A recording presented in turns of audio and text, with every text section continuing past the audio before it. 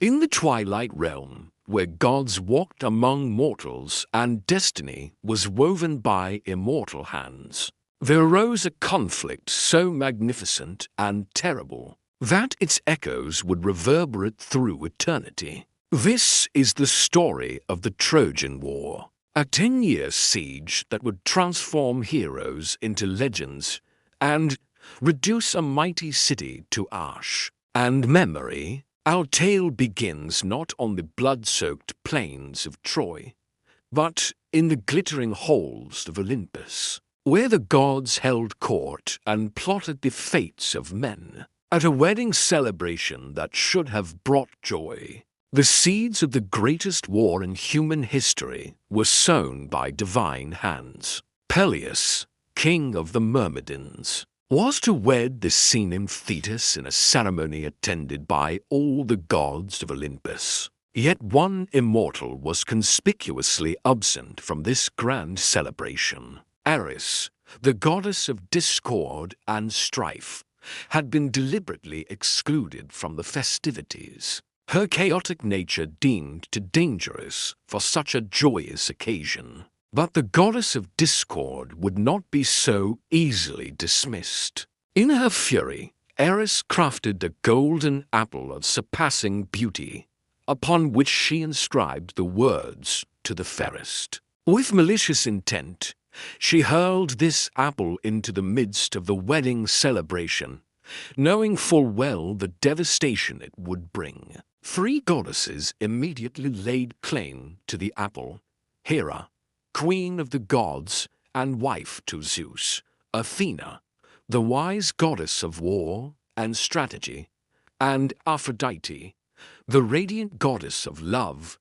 and beauty. Each believed herself to be the fairest, and none would yield to the others. The halls of Olympus rang with their arguments, threatening to tear apart the very fabric of divine society. Zeus, mighty king of the gods, found himself in an impossible position. To choose one goddess over the others would invite the eternal enmity of the remaining 2. In his wisdom, he declined to judge the contest himself, instead decreeing that a mortal would decide the matter. The chosen judge would be Paris, a prince of Troy who tended his flocks on the slopes of Mount Ida. Paris, also known as Alexander, was no ordinary shepherd prince.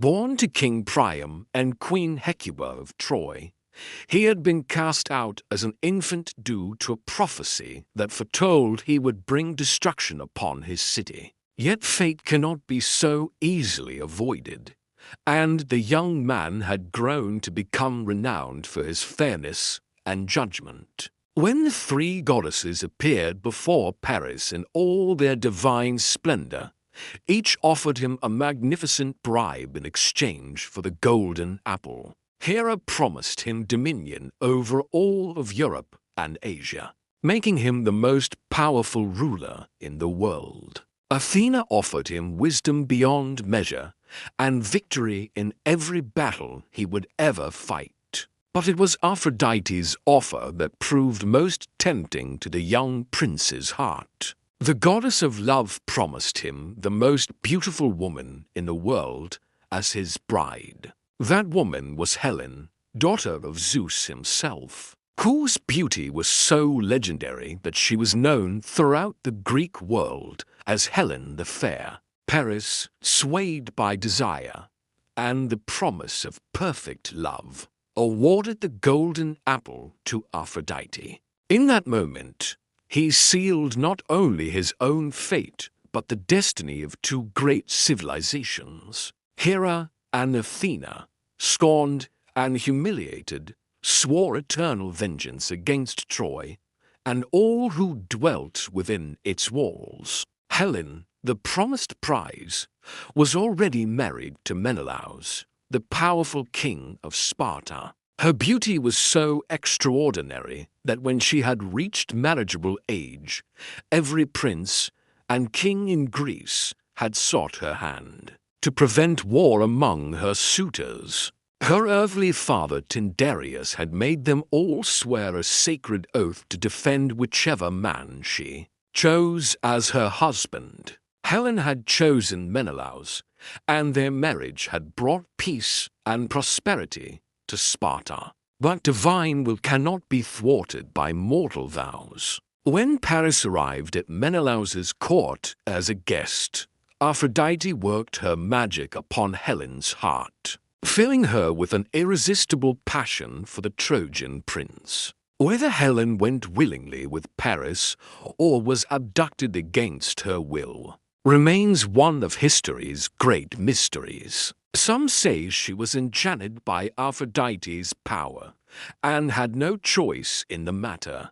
Others claim she chose love over duty, abandoning her husband and daughter for a life of passion with her Trojan lover. When Menelaus discovered that his wife had fled to Troy with Paris, his rage shook the very foundations of his palace. He immediately sought out his brother Agamemnon, the mighty king of Mycenae and the most powerful ruler in all of Greece. Together, the brothers invoked the sacred oath that Helen's former suitors had sworn. Agamemnon, seeing an opportunity to extend his power and claim the riches of Troy, enthusiastically embraced the cause. Messages were sent across the Greek world, calling upon every king and prince who had sworn the oath to honor their commitment and join the expedition against Troy.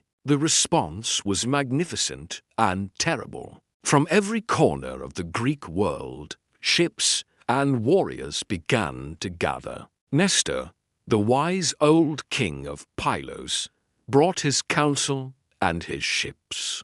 Diomedes of Argos arrived with his fierce warriors. Ajax the Great of Salamis came with his mighty strength, as did Ajax the Lesser of Locris.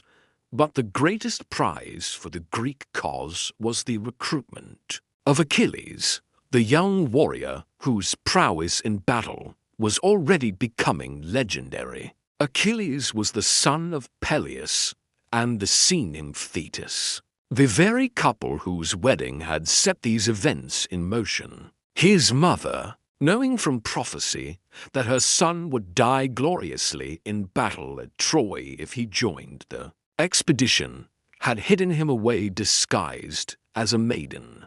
Odysseus, the clever king of Ithaca, devised a cunning plan to reveal Achilles. Disguised as a merchant, he visited the court where the young hero was hidden and displayed his wares to the women there. Among the jewelry and fine clothes, he placed weapons and armor. When a trumpet sounded as if announcing an attack, Achilles instinctively reached for the weapons, revealing his true nature. Despite his mother's tears and warnings, Achilles chose to join the Greek expedition, knowing that glory in battle meant more to him than a long but unremarkable life. He brought with him his beloved companion Patroclus and his band of elite warriors, the Myrmidons. The Greek fleet assembled at Aulis, a sight that would have awed gods and mortals alike.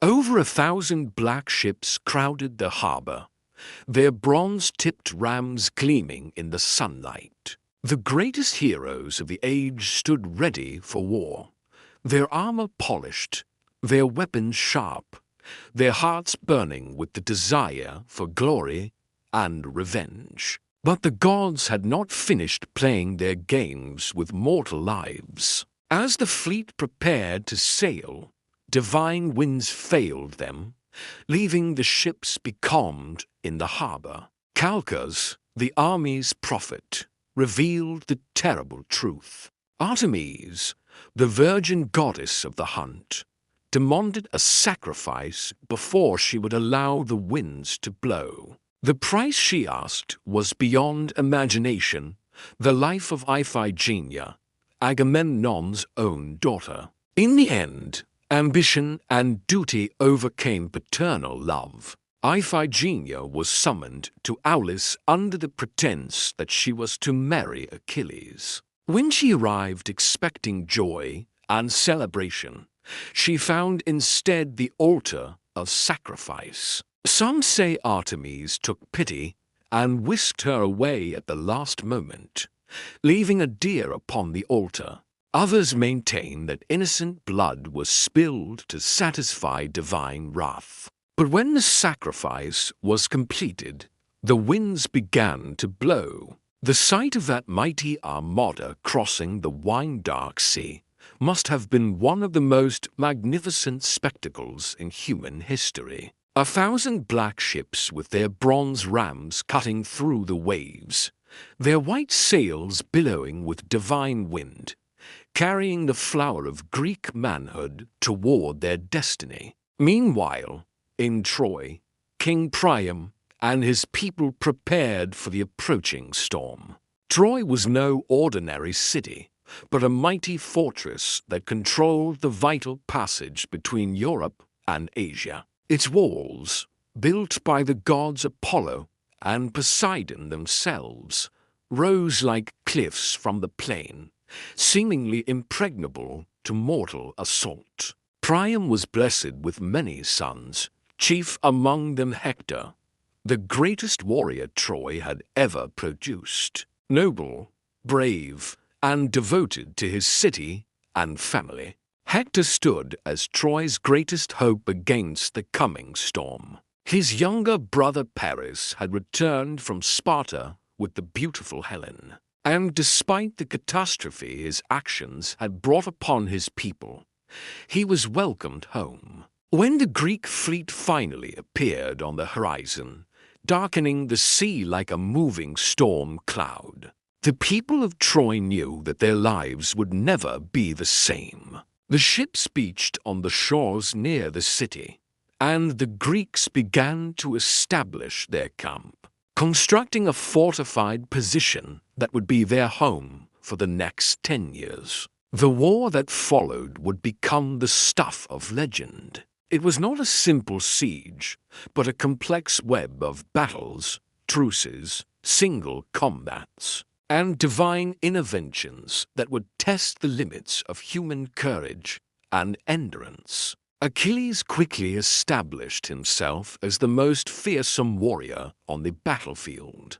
His speed was supernatural, his strength overwhelming, and his skill with spear and sword unmatched by any mortal. Clad in divine armor crafted by the gods themselves, he cut through Trojan ranks like a force of nature, earning a reputation that struck terror into enemy hearts. But the Trojans had their own champion in Hector. Where Achilles fought with the fury of a storm, Hector battled with the steady courage of a mountain. He was not just a warrior, but a leader, inspiring his men through his own example of honor and dedication to his city. The war raged back and forth across the plains before Troy's walls. Heroes fell on both sides, their deaths mourned by their comrades and their deeds remembered in song. The war consumed a generation of the greatest warriors the world had ever known,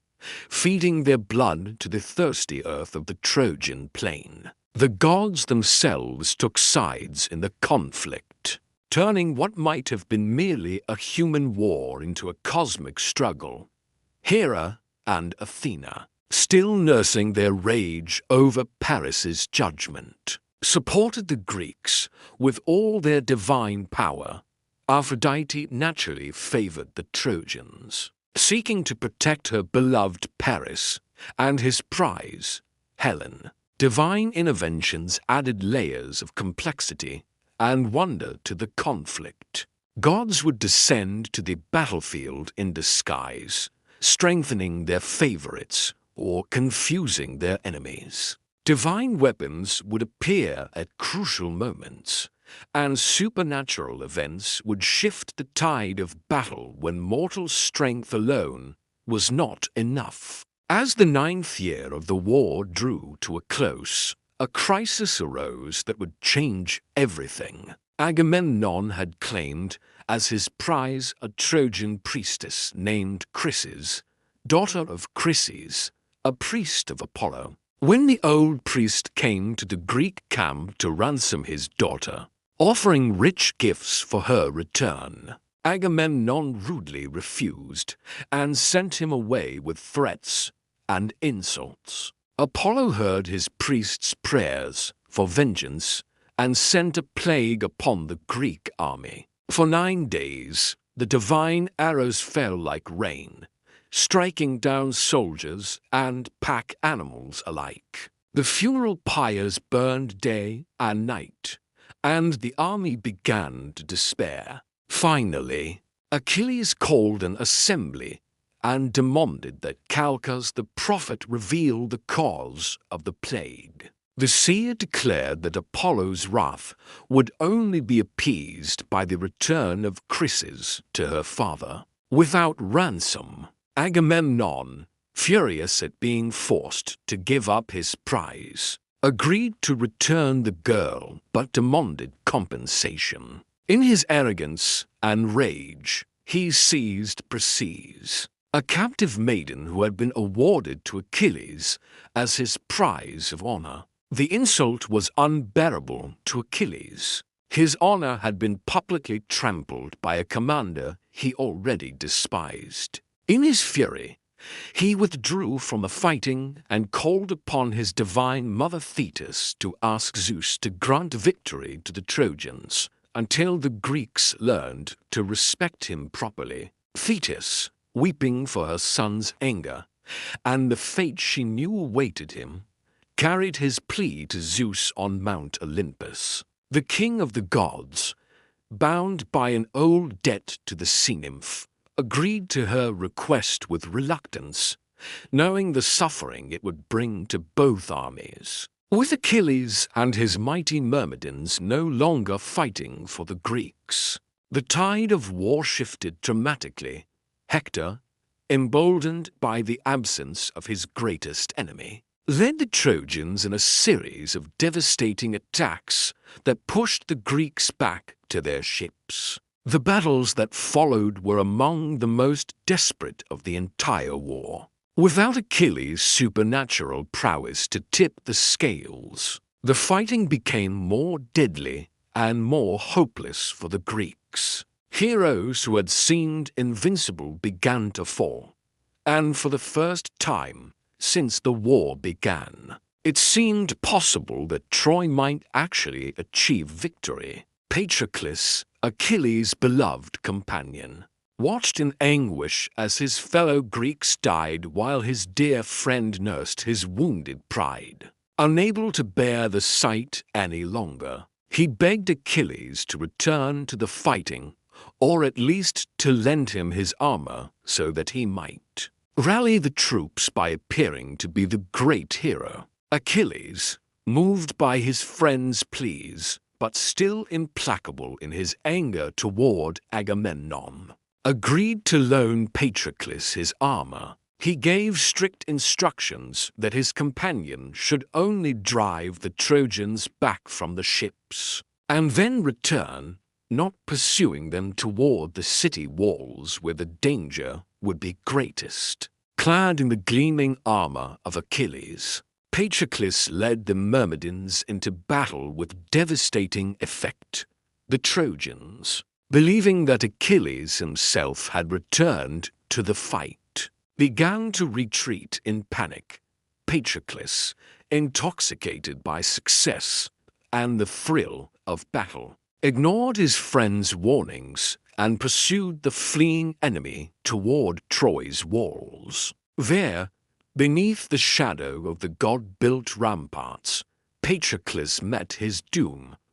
Hector, realizing that this was not Achilles but his companion, engaged him in single combat. The fight was fierce and equal for a time, but in the end, Hector's spear found its mark, and Patroclus fell. The borrowed armor of Achilles stripped from his lifeless body. When the news of Patroclus's death reached Achilles, His grief and rage shook the very foundations of the Greek camp. The hero who had withdrawn from battle in wounded pride now burned with a fury that would consume everything in its path.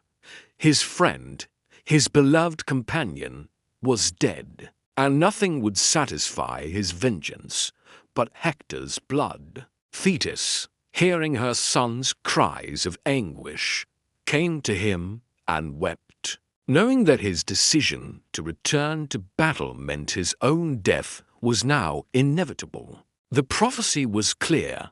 If Achilles slew Hector, he would die soon after. Yet she could not dissuade him from his chosen path. To aid her doomed son, Thetis commissioned the divine smith Hephaestus to forge new armor more magnificent than any ever created. The shield alone was a masterwork that depicted the entire world of gods and mortals, a cosmic vision wrought in immortal bronze and gold. Armed with divine weapons and burning with righteous fury, Achilles returned to the battlefield like a force of nature unleashed. His war cry alone was enough to scatter lesser warriors, and when he charged into the midst of the Trojan army, the slaughter that followed was beyond description. The final confrontation between Achilles and Hector was the culmination of 10 years of war, the meeting of the two greatest heroes of their age. Hector, knowing his fate, might have remained safely within Troy's walls, but honor demanded that he face his enemy in single combat. The duel was brief but decisive. Achilles, driven by grief and divine rage, overcame Troy's greatest defender. But his vengeance did not end with Hector's death. In his fury, he desecrated the body, dragging it behind his chariot around the walls of Troy while Hector's parents and wife watched in horror. For 12 days, Achilles abused Hector's corpse, but the gods would not allow such dishonor to continue. Finally, King Priam himself came to the Greek camp under divine protection, an old man seeking to ransom his son's body with tears and precious gifts. The meeting between the aged king and the young warrior was one of the most poignant moments of the entire war. Priam reminded Achilles of his own father, and in that moment of recognition, the hero's rage finally cooled. He returned Hector's body for proper burial and granted a truce so that Troy could mourn its greatest champion. The funeral of Hector marked a turning point in the war, though few realized it at the time.